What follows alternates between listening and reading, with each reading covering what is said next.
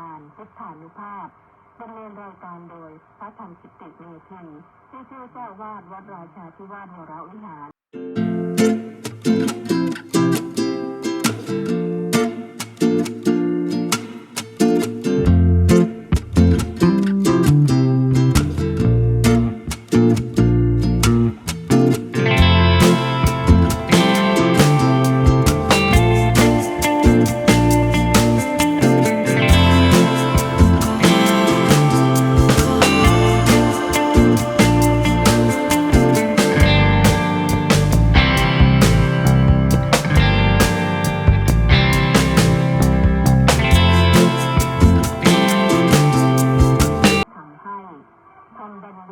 จากคำเพลงมีมนต์ขลัง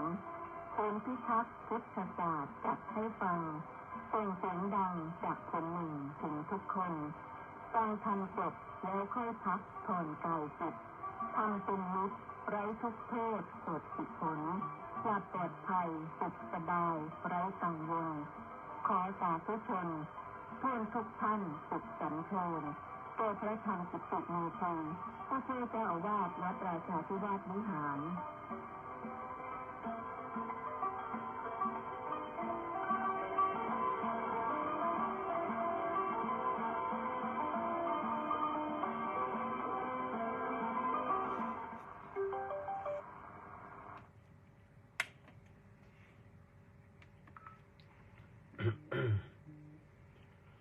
อะระหังสัมมาสัมพุทโธภควาบุตถังภะคะวันตังอภิวาเดมิสวากขาโตภควตาธัมโมธัมมังนัมมัสสามิสุปฏิปันโนภควโตสาวกสังโฆสังฆังนามามิก็ถวายความนอบน้อมแด่พระรัตนตรัยขอคารวะพระเถรานุเถระเจริญสุขเจริญพรอำนวยพรท่านสาธุชนผู้ติดตามสดับรับฟังรายการพุทธานุภาพทุกท่านรายการนี้สนับสนุนโดยศูนย์พิทักษ์พระพุทธศาสนาแห่งประเทศไทยและก็ดำเนินการโดยพระธรรมกิติเมธีผู้ช่วยเจ้าอาวาสวัดราชาธิวาสวิหารออกอากาศตั้งแต่วันจันทร์ถึงวันศุกร์3 ทุ่มถึง4 ทุ่มทางสถานีวิทยุกองพลที่1รักษาพระองค์คลื่น AM 1,350 กิโลเฮิรตซ์วิทยุเสียงธรรมจากชาวพุทธ FM 88.25 เมกะเฮิรตซ์วัดหทัยนเรศนครปฐมวิทยุพระพุทธศาสนาและสังคมวัดศรีทวีนครศรีธรรมราช FM 103.25 เมกะเฮิรตซ์และวัดสามชุกสุพรรณบุรี FM 100 เมกะเฮิรตซ์วัดหนองไก่จังหวัดเชียงใหม่102 และ 104.5 เมกะเฮิรตซ์พร้อมด้วยไลฟ์สดทาง Facebook ติดตามฟังกันได้ติดตามชมกันได้วันจันทร์ถึงวันศุกร์วันนี้ก็มาพบกันที่วันอังคารที่2 กรกฎาคมพระพุทธศักราช 2567 แรม 11 ค่ำเดือน 7เวลานาทีก็ผ่านไปมันไม่ได้ไปเฉยๆไม่ได้ไปเปล่าๆกลืนกินอายุเราไปด้วยกลืนไปเรื่อยๆไม่เคยว่างเว้น ไม่เคยหยุดนิ่งเลยสักนิดเดียวก็ต้องว่ากันไปตามนั้นนะปล่อยธรรมดานะมันเราก็ตามกันไปโยมทั้งหลายก็ไปกับเวลาอาตมาภาพเองก็ไปกับเวลาไม่หยุดเราก็ไม่หยุดเหมือนกันก็ไม่รู้จะทำอย่างไรแหละนะยับยั้งได้บ้างรักษาสุขภาพดีๆโยมดูแลสุขภาพมันดีๆอย่าให้งอแงอาตมาภาพเองนี่ก็พยายามจะทำไปทำมางอแงแล้วนี่ตอนนี้เป็นหวัดอยู่หลายวันแล้ววันนั้นชนิดที่หนักมากนะตอนนี้เบาขึ้นแล้ว มีเสียงมาคุยกับญาติโยมได้แล้วแต่ว่าวันนี้นี่วันพรุ่งนี้นี่ไม่รู้จะยังไงดีคิดว่าน่าจะออกจากนครนายกนะพรุ่งนี้มีกิจกรรมไปบรรยายธรรมอบรมกรรมฐานแด่คุณพยาบาลกทมและเครือข่ายก็ไปเข้าค่ายเข้าคอร์สกันที่บ้านอะไรวัฒนาบ้านอะไรป่านาอะไรแล้วก็ไปแหละวันนี้พรุ่งนี้ไปถึงจะออกแต่เช้าคิดว่าไปถึงสัก8:30มีเวลาให้ทำงานตั้งแต่9 โมงไปทีนี้ตอนยามค่ำยามดึกก็คิดว่าพักแล้วก็จะได้มาออกอากาศจากทางโน้นแหละไม่รู้ว่าในที่พักจะมีอะไรแต่ก็คงจะต้องพกอะไรพกเครื่องมือไปด้วยนะพกเครื่องมือไปด้วยพก Wi-Fi ฉบับกระเป๋าไปด้วยเพราะถ้าไม่งั้นเดี๋ยวไปถึงก็ออกไม่ได้ส่วนว่าทางไลฟ์สดก็ไม่แน่ใจว่าจะได้นะถ้า Wi-Fi ใช้ได้ก็คงจะโอเคนะก็จะไปไล่มาจากนครนายกต้องค้างที่โน้นคืนหนึ่งแล้วก็วันที่4นี่ก็ใช่วันที่4ก็ต้องไม่แน่ใจว่าจะต้องนั่งเพลนในรถหรือว่าจะฉันที่โน้นดูก่อนเพราะว่ามีงานอยู่ภาคบ่ายคือที่วัดนี่มีงานใหญ่เป็นงานใหญ่ฉลอง200 ปีแห่งการเสด็จออกผนวดของวชิรยานภิกษุหรือพระบาทสมเด็จพระจอมเกล้าเจ้าอยู่หัวตั้งแต่วันที่7ไปถึงวันที่15ตอนนี้ก็เตรียมอย่างขมักเขม้นญาติโยมอาจจะแวบไปดูเรื่องนิทรรศการได้บ้างแล้วนะนิทรรศการมีบ้างแล้ว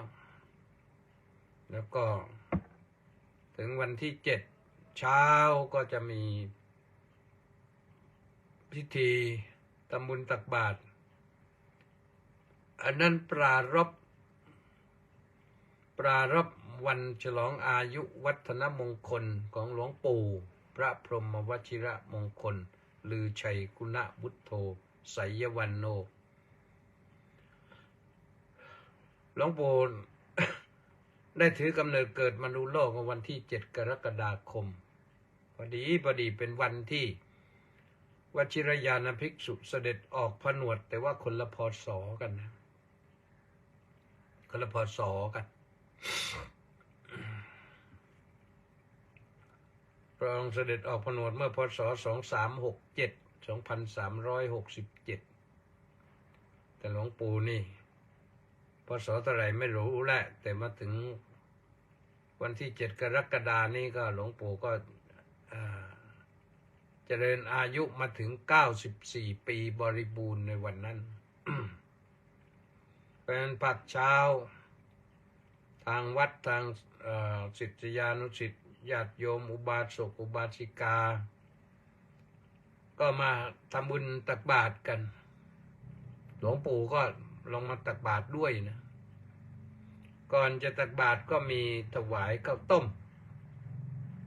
พระก็ประมาณ100 รูปโยมที่ศาลาการประเรียนโยมจะมีขนมครกขนมอะไรไปก็แถมข้าวต้มก็ได้นะมีพวกขนมพวกอะไรต่อมีอะไรก็ได้นะผลไม้ไปเสริมก็ได้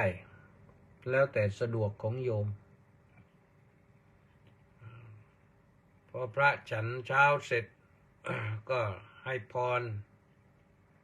โดยย่อโดยสังเขปแล้วก็ออกมาใส่บาตรกันพระสงฆ์ก็จะได้ทยอยออกรับบาตรพระก็เป็น100นะโยมนะนิมนต์พระมาเป็น100ทำให้หลวงปู่ได้ชื่นใจนะพอเสร็จจากนั้นก็มีช่องว่างอยู่พักหนึ่งประมาณ9 โมงก็เตรียมสถานที่รับพระมหากรุณาธิคุณพระบาทสมเด็จพระเจ้าอยู่หัวพระราชทานน้ำสงฆ์ถวายหลวงปู่เนื่องในวันฉลองอายุวัฒนมงคลอันนี้ทำบนศาลาการประเรียนนะโยมนะที่จะได้สมพระเกียรติก็มีผู้ใหญ่ท่านอัญเชิญน้ำมาเราก็ต้อนรับอย่างเรียบร้อยพอเสร็จจากพิธีส่งน้ำตรงนั้นแล้วก็จะได้อาราธนาพระสงฆ์9 รูปขึ้นอาสงฆ์เจริญพระพุทธมนต์อันนี้ก็นิมนต์พระจากต่างวัดนะเป็นพระที่หลวงปู่ท่านรักและเคารพก็มีรักก็มีนะคือเคารพก็เป็นพระที่ผู้ใหญ่กว่าแต่หายากแล้วนะส่วนมากเป็นพระผู้น้อยนับถือกันรักและนับถือกันนิมนต์มาเจริญพระพุทธมนต์9 รูปบนศาลาการประเรียนนั่นแหละพอ เจริญพระพุทธมนต์เสร็จก็ถวายจตุปัจจัยไทยธรรมตามธรรมเนียมจะมีอะไรบ้างนั้นก็ทางวัดก็ศิษยานุศิษย์ก็เตรียมไว้แล้วโยมไปร่วมถวายด้วยก็ดีทราบข่าวว่าโยมพัดสอนจะมาร่วมถวายด้วยก็ทุกท่านทุกคนนะยินดีต้อนรับจะพาหมู่คณะมาด้วยว่างั้น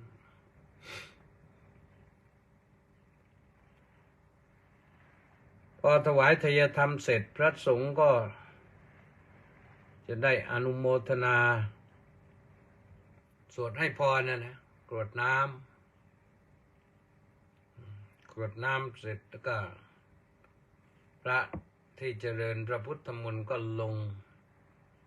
ทีนี้พระก็ลงไปที่ฉันนั่นนี่ถวายภัตตาหารเพลภัตตาหารนี่น่าจะ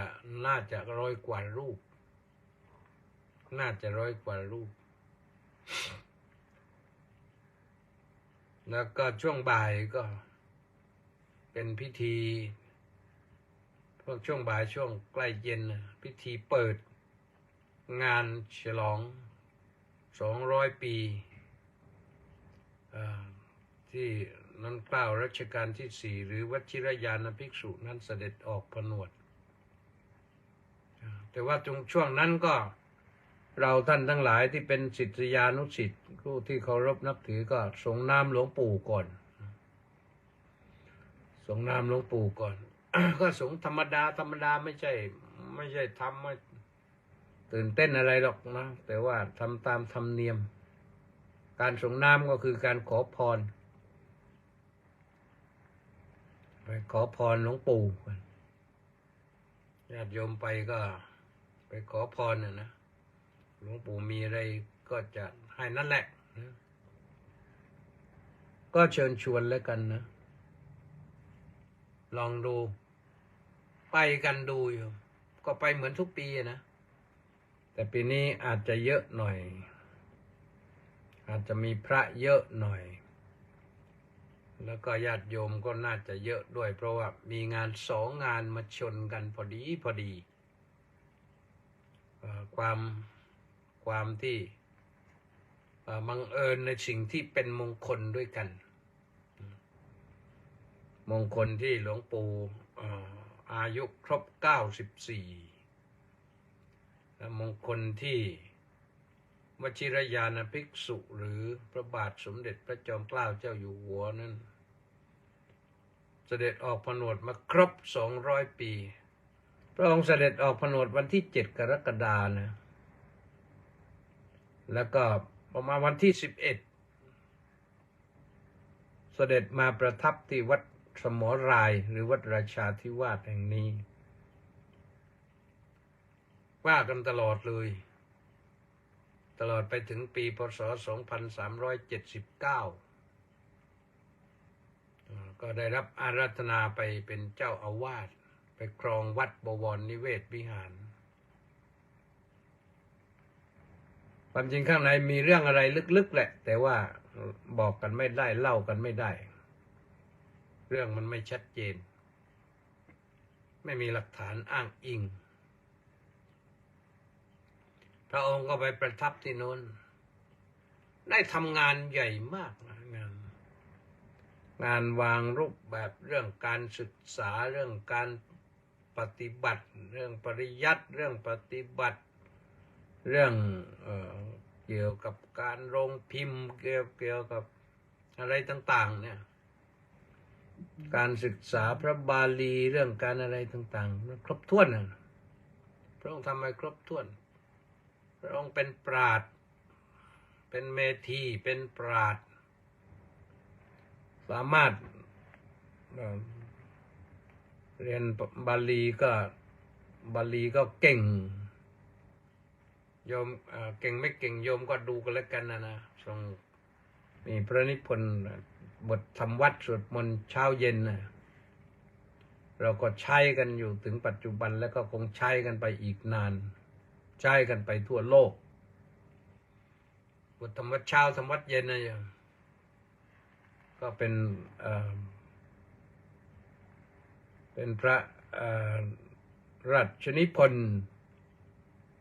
เป็นพระนิพนธ์ในทางภาษาบาลีของพระองค์ไม่ใช่มีแค่นั้นนะเยอะแยะนะ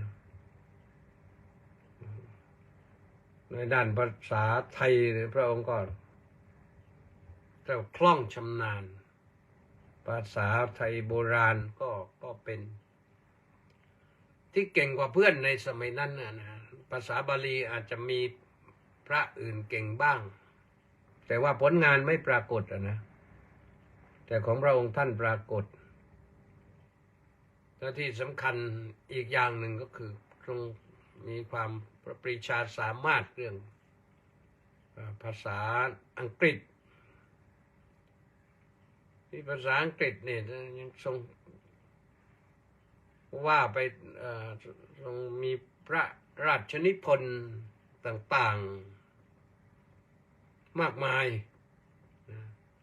แล้วก็สามารถที่จะศึกษาให้เข้าใจวัฒนธรรมฝรั่งแล้วก็ทรงเข้าพระทัยเรื่อง ความมากๆของฝรั่งด้วยนะคือฝรั่งที่คิดจะเอาประเทศไทยเป็นเมืองขึ้นนะต้องรู้เท่าทันต้องวางแผนเอาชนะได้เป็นประเทศเดียวในโลกก็ว่าได้นะอินเดียใหญ่โตจีนใหญ่โตก็ยังสู้ไม่ได้ประเทศอื่นๆก็หนักหนาแต่ประเทศไทยสยามประเทศไทยนี้เป็นอิสระเสรีได้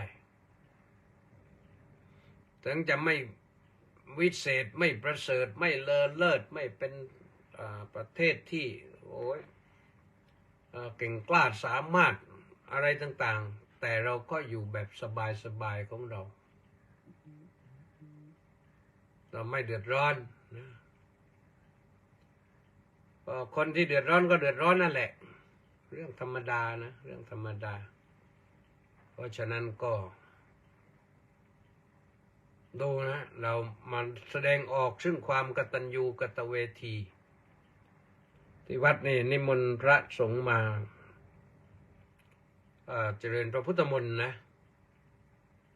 แล้วก็รู้สึกจะวันที่11จะทำแล้วก็มีพระนิมนต์พระสงฆ์มารับทักษิณานุปทานในงานนี้ก็พระสงฆ์ก็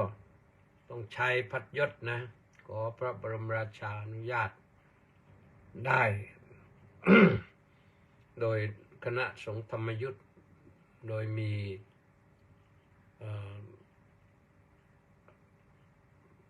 สมเด็จพระอริยวงศาคตญาณสมเด็จพระสังฆราชสกลมหาสังฆปรินายกนะมีพระลิขิตไปถึงก็ขอพระบรมราชานุญาตก็ทรงมีพระบรมราชานุญาตมาให้พระที่มาร่วมงานตรงนี้ได้ใช้พัดยศบางรูปก็นานๆนะกว่าจะได้ใช้สักทีนะมีพระต่างจังหวัดก็มากันหลายรูปนะที่วัดราชาก็นิมนต์ต่างจังหวัดมาหลายรูปโยมมาแล้วก็อย่ามาเฉยๆนะมาช่วยจ่ายค่าพาหนะท่านไปกลับบ้างนะโยมนะพระก็จ่ายอยู่แหละทางวัดจะเป็นเจ้าภาพก็เตรียมพร้อมอยู่แล้วแหละแต่ให้บอกโยมไปงั้นแหละนะโยมจะได้ร่วมบุญร่วมกุศลถ้ามีโอกาสการร่วมบุญในงานนี้เนี่ยมีครั้งเดียวนะ200 ปี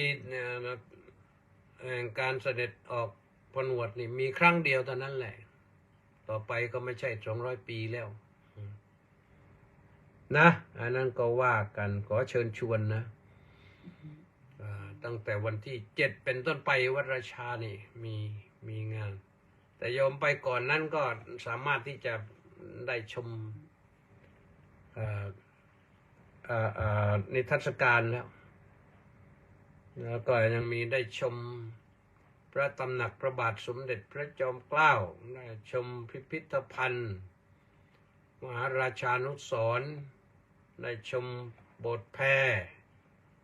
ได้ชมพระโบสถ์สดได้ชมศิลปกรรมที่สวยงามพระอุโบสถก็หลังเดียวในโลกนะเป็นศิลปะปูนปั้นที่หาดูที่ไหนไม่ได้เป็นศิลปะที่ทรงออกแบบควบคุมโดยสมเด็จกรมพระยานริศรานุวัติวงศ์ก็พระโอรสของรัชกาลที่4นั่นแหละยอดเยี่ยมชาวศิลปินชาวอาร์ติสต์นะก็ถือว่าเป็นพระบิดาตอนนี้เขารู้กันเพราะฉะนั้นเชิญชวนนะโยมนะถ้าไปเวลาอื่นนะบางทีโบสถ์ไม่เปิดบ้างพระตำหนักก็ไม่เปิดบ้างพิพิธภัณฑ์ก็ไม่เปิดบ้างแต่งานนี้เปิดตลอดทั้งวันนะแต่ไม่ใช่ทั้งคืนนะทั้งคืนก็ปิดเหมือนกันนะพระก็พักผ่อนเหมือนกันนะโยมว่าไว้ตอนนี้ก่อน เรื่องหนึ่งเมื่อคืนนี้ประชาสัมพันธ์ไปเรื่องหนึ่งเรื่องจะไปถวายเทียนพรรษาและผ้าอาบน้ำฝนใน3 จังหวัดชายแดนภาคใต้3 จังหวัดนี่3 จังหวัดบวก4 อำเภอนะเขาบวกแล้วมีวัดอยู่ทั้งหมดก็397 วัดโยม397 วัดนี่อาตมาภาพเองก็รับมา200 วัดปีที่แล้วนี่รับมา150 วัดปีนี้รับมากขึ้นหน่อย200 วัดถวายเทียนขนาดโตพอใช้ได้นะแล้วก็ผ้าอาบน้ำฝนผืนหนึ่งรวมกันแล้วก็เทียนก็อาตมาก็คิดราคาปีที่แล้วนะที่ยังไม่ได้สอบถามเนี่ย800ไม่รู้เขาขึ้นราคาหรือเปล่าปีที่แล้วก็สั่งซื้อไป800แล้วก็ผ้าอาบน้ำฝนผืนหนึ่งก็ประมาณ107 108ตรงนั้นแหละก็รวมแล้วอาตมาก็เลยบอกไว้เมื่อคืนว่า1,000 บาทนะ1,000 บาทโยม2 รายการนี่ไปลงในรายการเดียว1,000 บาทก็มีคุณโยมจารุวรรณบุญมาโน่นมาจากพิษณุโลกนู่นโอนปัจจัยเข้ามาแล้ว1,000 บาทเป็นคนแรกขออนุโมทนาสาธุนะโยมนะแล้วก็มีสิ่งอะไรที่ดีๆก็ขอให้โยมได้ประสบสิ่งดีนั้นเป็นคนแรกตลอดไปเลยนะให้พบแสงสว่างเป็นคนแรกนะในขณะที่คนอื่นมืดอยู่เนี่ยขอให้โยมพบกับความสว่างเป็นคนแรกก็แล้วกันนะหรือสุขสบายกายใจเป็นคนแรกก็แล้วกันแต่ถึงไม่คนแรกก็ขอให้สุขสบายกายใจก็แล้วกันก็ญาติโยมก็ช่วยกันทำกันแล้วกันโยมบุญเนี่ยเป็นชื่อของความสุขแล้วก็ที่ทำไว้3 จังหวัดชายแดนภาคใต้เนี่ยนอกจากเราได้ทำบุญตามพุทธประเพณีแล้วเนี่ยเป็นการให้กำลังใจไม่ใช่เฉพาะพระสงฆ์นะพระสงฆ์นั้นเพียงแต่รู้กันแต่ว่าญาติโยมพุทธบริษัทอุบาสกอุบาสิกาในภาคใต้เนี่ยเขาจะได้รู้สึกว่าไม่อ้างว้างไม่เปล่าเปลี่ยวไม่เดียวดายไม่ถูกทิ้งไม่หงอยเหงาเพราะที่นั่นเขาจะไปทำกันที่วัดตุยงหรือว่าวัดมุจลินทวาปีวิหารก็ที่ปัตตานีนะก็ไปจัดรวมกันแล้วก็นิมนต์พระระดับเจ้าคณะอำเภอไปรับอำเภอนี้มีกี่วัดอำเภอนี้มีกี่วัดก็รับไป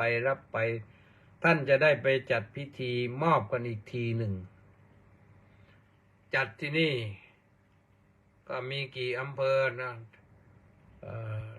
สงขลา4 อำเภอก็ไป4 อำเภอทางปัตตานีมีกี่อำเภอยะลามีกี่อำเภอนราธิวาสมีกี่อำเภอก็ไปรวมกันที่นั่นแล้วก็จัดพิธีถวายเครื่องมีญาติโยมแล้วก็มีเด็กๆได้ไปร่วมพิธีเด็กๆที่เป็นศิลปินนะศิลปินอะไรก็ที่เขามีก็ไปสนุกสนานกันเพื่อความปลื้มใจสบายใจเขาก็ไปจัดกันนะแล้วก็มีศิลปินไปแล้วก็มีเรื่องของการเทศการอะไรพร้อมนะรู้สึกว่าปีที่แล้วนี่อาตมาภาพเองก็ได้รับอาราธนาไปแต่ไปไม่ได้ก็รู้สึกว่าจะช้ ถ่ายออนไลน์ไปสักแวบหนึ่ง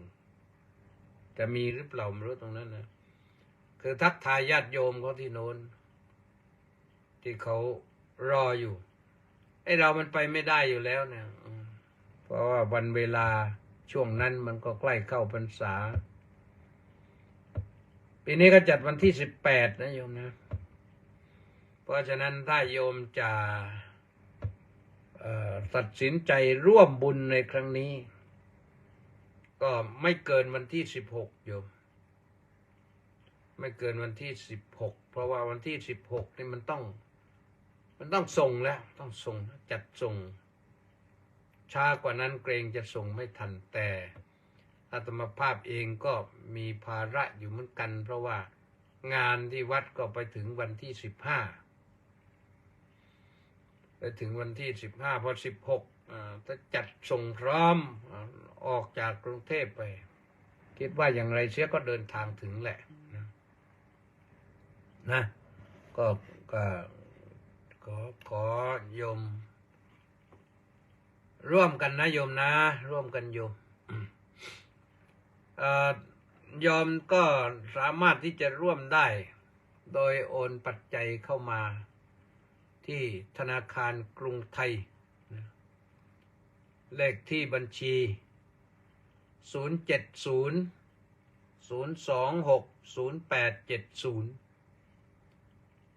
อันนี้บัญชีกองทุนเผยแผ่อาตมาก็ใช้บัญชีเดียวกันไม่ต้องไปเปิดบัญชีใหม่070-026-0870เลขที่บัญชีธนาคารกรุงไทยโอนเข้ามาตรงนั้นพอโอนเข้ามาปั๊บนี่เขาก็จะรายงานติ้งตังมาอาตมาก็เปิดดูโอ้โยมโอนมาแล้วอนุโมทนาสาธุนะแล้วโยมจะโทรเข้ามาตอนนี้ก็ได้สมมติว่าอยากจะสนทนาสงสัยว่าจะทำแล้วเป็นยังไงทำแล้วมันจะได้บุญหรือเปล่าหรือว่าทำแล้วจะไปถึงหรือเปล่า081-505-4569 อันนี้ก็เป็นหมายเลขที่โยมจะโทรเข้ามา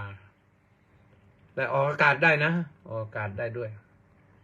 081-505-4569เราสามารถที่จะ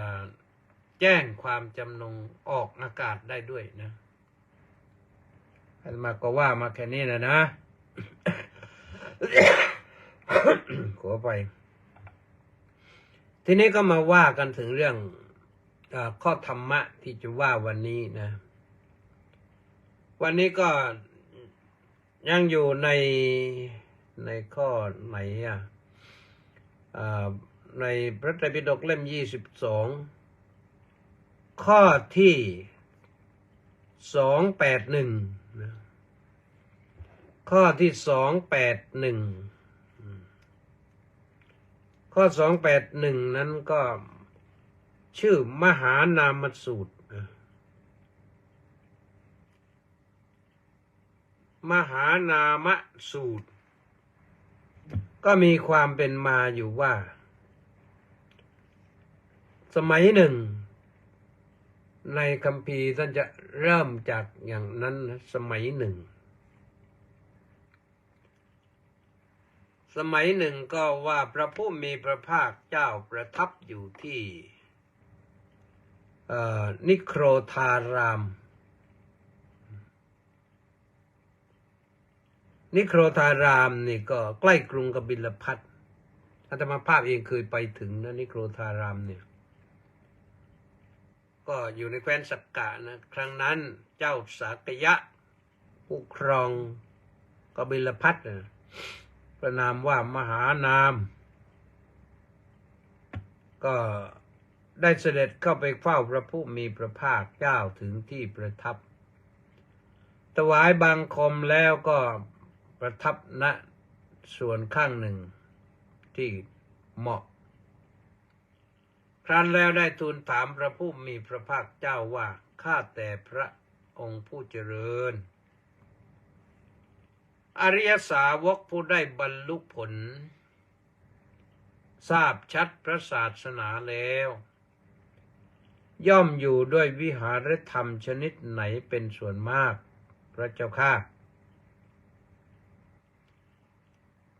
พระผู้มีพระภาคเจ้าตรัสตอบว่าท่านมหานามอริยสาวกผู้ได้บรรลุผลทราบชัดพระศาสนาแล้วย่อมอยู่ด้วยวิหารธรรมนี้เป็นส่วนมากคืออริยสาวกในพระศาสนานี้ย่อมระลึกถึงพระตถาคตเนืองๆว่าแม้เพราะเหตุชนี้พระผู้มีพระภาคเจ้าพระองค์นั้นเป็นพระอรหันต์ตรัสรู้เองโดยชอบทรงถึงพร้อมด้วยวิชชาและจรณะเสด็จไปดีแล้วทรงรู้แจ้งโลกเป็นสารถีฝึกบุรุษที่ควรฝึกได้ไม่มีผู้อื่นยิ่งกว่าเป็นศาสดาคือเป็นครูของเทวดาและมนุษย์ทั้งหลายเป็นผู้เบิกบานแล้วเป็นผู้จำแนกธรรมท่านมหานามสมัยใดอริยสาวกย่อมระลึกถึงพระตถาคตเจ้าอยู่เนืองๆสมัยนั้นจิตของอริยสาวกนั้นย่อมไม่ถูกราคะกลุ่มรุมไม่ถูกโทสะกลุ่มรุมไม่ถูกโมหะกลุ่มรุมย่อมเป็นจิตดำเนินไปตรงทีเดียวก็อริยสาวกผู้มีจิตดำเนินไปตรงเพราะปรารภพระตถาคตย่อมได้ความทราบซึ้งอัตย่อมได้ความทราบซึ้งธรรมย่อมได้ความปราโมทย์อันประกอบไปด้วยธรรมเมื่อปราโมทย์แล้วย่อมเกิดปีติเมื่อเกิดปีติกายก็สงบผู้มีกายสงบแล้วย่อมเสวยสุขเมื่อมีสุขจิตก็ย่อมตั้งมั่นท่านมหานามอัตมภาพกล่าวว่าอริยสาวกพูดถึงความสงบเรียบร้อยอยู่ในเมื่อหมู่สัตว์ยังไม่สงบเรียบร้อยเป็นผู้ไม่มีความพยายามอยู่ในเมื่อหมู่สัตว์ยังมีความพยายามเป็นผู้ถึงพร้อมด้วยกระแสธรรมจึงเจริญพุทธานุสตินี่ว่าด้วยเรื่องของพุทธานุสติซึ่งเมื่อคืนก็ว่าไปถึงเรื่องอนุสติ10นะ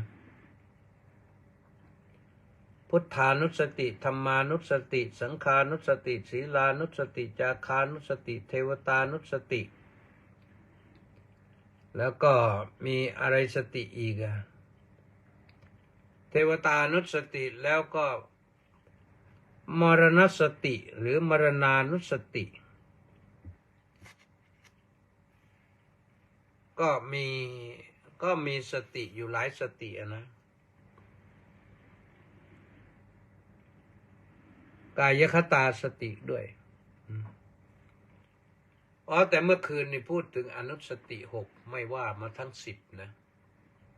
ในนั้นส่วนวันนี้ก็มาเน้นลงมาที่พุทธานุสติพุทธานุสติก็น้อมนึกนะจะเห็นว่าสิ่งที่พระพุทธเจ้าทรงแนะนำนั้น น้อมนำแนะนำให้น้อมนำบทอิติปิโสอิติปิโสภควาอรหังสัมมาสัมพุทโธวิชชาจรณสัมปันโนสุขโตโลกวิทูอนุตตโรปุริสธรรมสารถิสัทธาเทวมนุษย์สานังพุทโธภควาตินี่อันนี้แหละคือพุทธานุสติย่อมเจริญพุทธานุสติอย่างที่ว่าเนี่ยเพราะฉะนั้นถ้าเราจะนั่งภาวนาบทนี้ไปน้อมรำลึกนึกถึงพระพุทธเจ้าแล้วก็นึกถึงความหมายไปด้วยเราในสมัยนั้นท่านแปลได้ท่านไม่ต้องแปลเข้าใจแต่เราต้องนึกแปลไปด้วยนะอิติปิโสภควา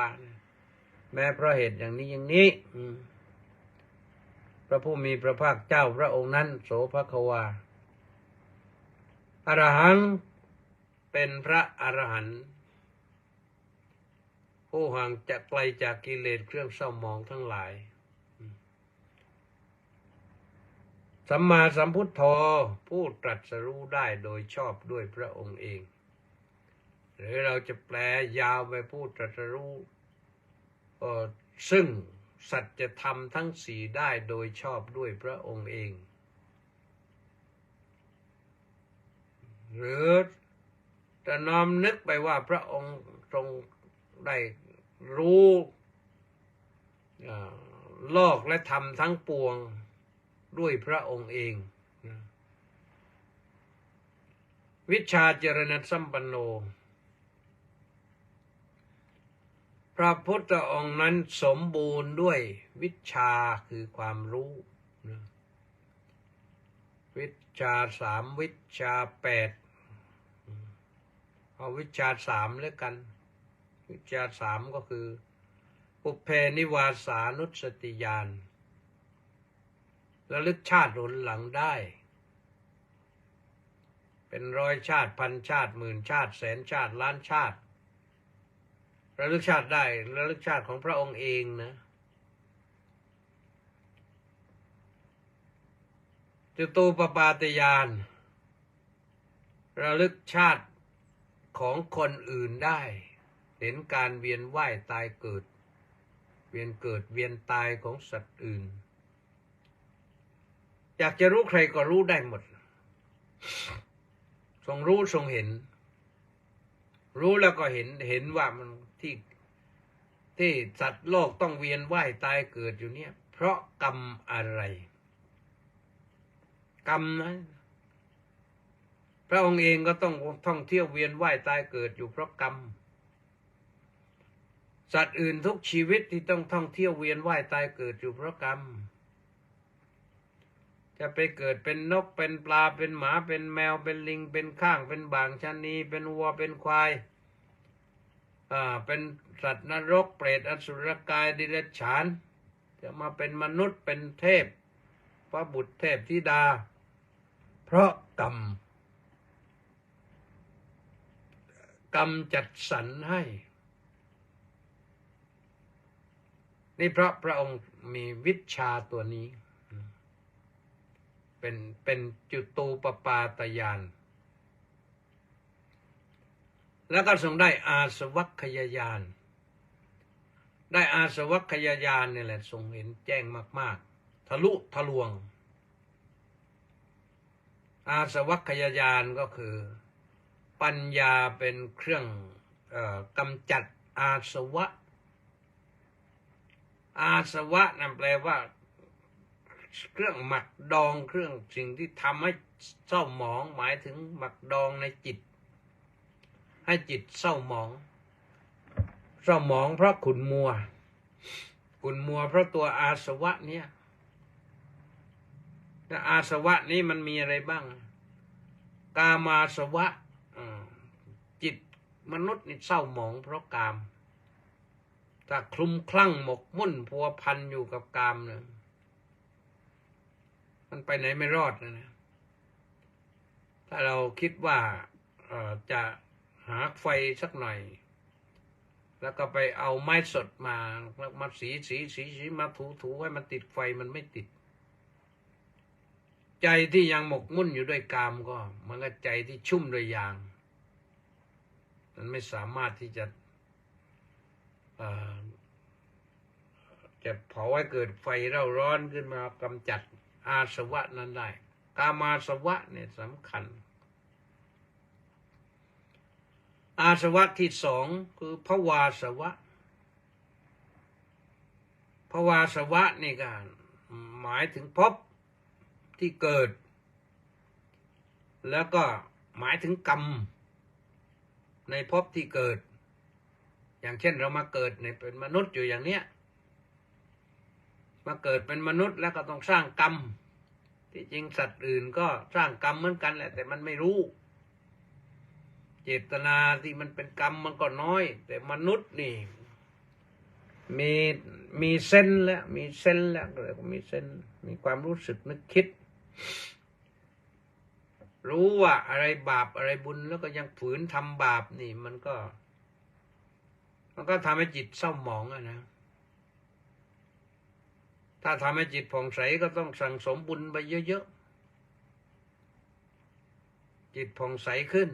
ก็สบายเพราะฉะนั้นนะเรื่อง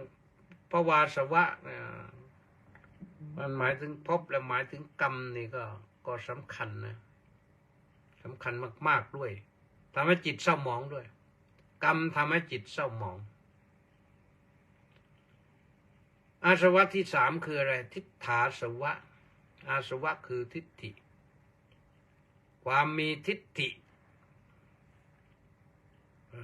มันพอมีทิฏฐิมันก็เย่อหยิ่งจองหองหยิ่งยัดโสโอหังไม่ยอมใคร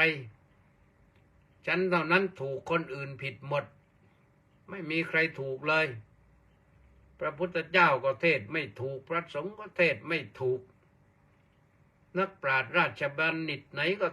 กล่าวไม่ถูกข้าพเจ้านี่แหละถูกนี่มันเป็นอย่างนี้แล้วเนี่ยทำให้จิตมัวหมองมันเป็นอาสวะนะเข้าไปผสมกับกามาสวะและภวาสวะได้สามแล้วนะได้ก็เรียกว่าสามชาติแล้วนะชาติกามชาติภพชาติทิฏฐิเนี่ยมันไปผสมผสานกันมันก็ทำให้จิตมืดมนไปอีกนะเพิ่มความมืดมนเข้าไปแล้วข้อสุดท้ายตัวสุดท้ายนี่ก็คืออวิชชาสวะความโง่ความไม่รู้ความโง่ความหลงนั่นจึงประมาณว่าอวิชชานี่คือความมืดเหมือนความมืดอวิชชาคือตัวมืดถามว่าอวิชชาคืออะไรอวิชชาคืออวิชชาก็คือไม่มีวิชชามันมืดถ้ามีวิชามีความรู้มันก็แจ้งสว่างพาตัวเองไปรอดได้เหมือนหนุ่มนวลเนี่ยตอนนี้หนุ่มขนาดไหนแล้วไม่รู้นะหนุ่มที่เข้าไปติดในถ้ำขุนน้ำนางนอนตอนนั้นน่ะก็หลายปีมาแล้วนี่หนุ่มโตกันแล้วแหละรอดปลอดภัยมาแต่ออกไม่ได้มันมืดอ่ะมันอยู่ในถ้ำอ่ะอยู่ในถ้ำก็มืดหรือเดี๋ยวนี้คนพวกขุดแร่ขุดอะไรที่เขาเจาะลงไปลึกๆบางทีหลุมขุดแร่ถล่มพังอุดรูเนี่ยโอ้โหกว่าจะได้ออกมาน่าสงสารมากๆนะอันนี้มันเป็นเรื่องของกรรมนะที่ไปติดอย่างนั้นนะเคยสร้างกรรมไว้ก็มีเรื่องอยู่เรื่องหนึ่งมีเรื่องเด็กเลี้ยงวัวพาวัวไปเลี้ยงแล้วก็ไปเที่ยวเล่นสนุกสนานกันปรากฏว่าไปเจอเหี้ยพญาเหี้ยเนี่ยมันวิ่งเข้าโพรงในจอมปลวก เด็กนี่ก็สนุกสนานเลยไม่ทำอะไรหรอกก็ปรากฏว่าไปอุดรูเหี้ยไว้อุดรูเหี้ยแล้วก็ไปหายไปเลยไม่รู้กี่วัน3 วัน 4 วัน 5 วัน 6 วัน 7 วันแล้วก็ไล่วัวมาหากินหญ้าแถวนั้นอีกนึกขึ้นได้ว่าเราอุดรูเหี้ยไว้ก็ปรากฏว่าก็พากันไปเอาต้นหญ้าอะไรต่างๆกิ่งไม้อะไรที่ไปอุดรูไว้ที่เปิดออกมา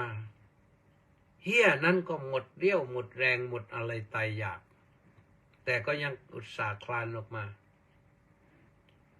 เด็กๆเหล่านั้นก็สงสารมากเหมือนกันนะไม่ได้ทำร้ายต่อหรอก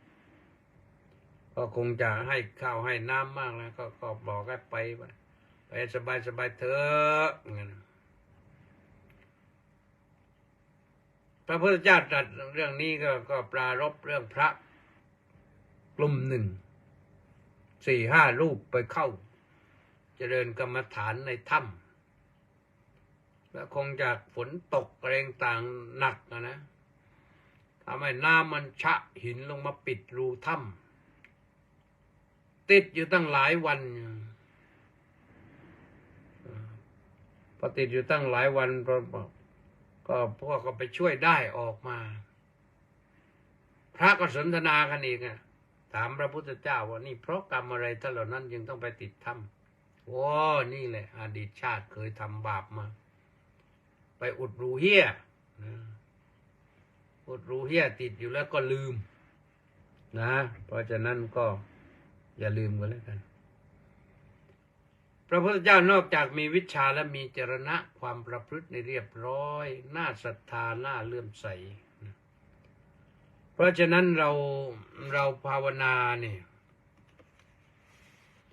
ภาวนานึกน้อมนึกถึงบทอิติปิโสในสวดบทอิติปิโสนี่ก็คือการเรื่องของการเจริญพุทธานุสติโยมอ้างอิงได้ว่าเนี่ยมหานามสูตร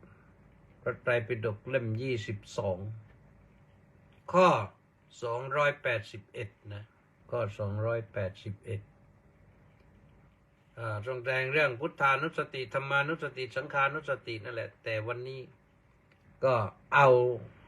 สติเดียวคือพุทธานุสตินะอย่างอื่นๆก็เป็นไปในทำนองเดียวกันนั่นแหละเพราะฉะนั้นก็ขออนุโมทนาบุญนะโยมนะแล้วก็อย่าลืมนะร่วมให้กำลังใจเพื่อนพ้องน้องพี่จังหวัดชายแดนภาคใต้ช่วยกันสร้างบุญโดยการถวายเทียนพรรษาและผ้าอาบน้ำฝนคนละชุดนะชุดละ 1,000 บาทอาตมาภาพจะได้เป็นสะพานบุญช่วยจัดการส่งไปวันนี้หมดเวลาแล้วก็พบกันใหม่วันพรุ่งนี้ขอความสุขความสวัสดีความเจริญในธรรมของพระสัมมาสัมพุทธเจ้าจงบังเกิดมีแด่ทุกท่านแล้วก็อย่าลืมวัดราชานะไปติดตามชมนิทรรศการมีงานวิชาการบ้างกรรมฐานบ้างใหญ่โตไปสืบดูกันแล้วกันเปิดเฟซเปิดไลน์ดูก็ได้นะมีประชาสัมพันธ์อยู่แล้วตอนนี้พรุ่งนี้จะแถลงข่าวเป็นทางการก็สวัสดีและเจริญพร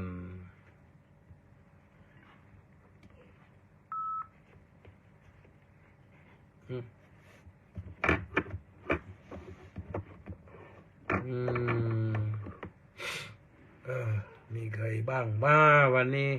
อะไรชื่อก่อนนะกิมอินมาแล้วโอ้มานี่แสงจันทร์สาธุบอกว่าน้องกราบนมัสการสาธุเจ้าค่ะสมศรีลักษณะเวลาศก็ไม่พลาดน้อมกราบนมัสการสาธุเจ้าค่ะอภิเชษธรรมเจริญน้อมกราบถวายความเคารพพระเดชพระคุณหลวงพ่อท่านเจ้าคุณครับผมสาธุปิยรัตน์พันรังสีน้อมกราบนมัสการพระอาจารย์มาด้วยความเคารพสาธุเจ้าค่ะเดี๋ยวพรุ่งนี้ก็เจอมึงนะไปด้วยหรือเปล่าไม่รู้เนี่ย บ้านพุทธมณฑาน้ำนาป่าดินนครนายกไปที่ตรงเนี้ยนะบ้านพุทธมณฑาน้ำนาป่าดินนครนายกนะสาธุสาธุลีลาวดีดอกสร้อยน้อมกราบนมัสการด้วยความเคารพอย่างสูงเจ้าข้าแรงและยังนครสวรรค์ทองใสราชโคตบอกว่าน้อมกราบนมัสการหลวงพ่อเจ้าคุณขอรับสาธุสาธุโอเคนายเบสนมัสการครับพระคุณท่านพระเจ้าคุณอาจารย์สาธุมหาศักดิ์วัดป่าใหม่สาธุครับสาธุเช่นกันสุพรรณีวันดีสาธุเอาละระเกียรติเก่งสาธุต้าสิทธิมงคลนมัสการสาธุครับสาธุสุเทพสุวีรางกูลสาธุท่านรองศาสตราจารย์ด็อกเตอร์นะสุเทพมีข่าวดีๆมาให้เรื่อยแหละนะสุนันทาเกศรบอกว่าน้อมกราบนมัสการพระอาจารย์ด้วยความเคารพนับถืออย่างสูงเจ้าข้าสาธุสริตพงษ์เทศะบำรุงก็บอกว่าสาธุครับพระอาจารย์ก็สาธุและก็สุดท้ายก็คือกิมอินบุญแท่นนมัสการเจ้าข้าสาธุเจ้าข้าจบเท่านี้นะหมู่นี้ไม่ค่อยตามมาฟังกันแต่ว่าจะตามมาฟังตอนหลังกันโยมเหนื่อยมั้งสงสัยนะดึกไปหรือเปล่าโยมเอาละก็ติดตามไม่เป็นไร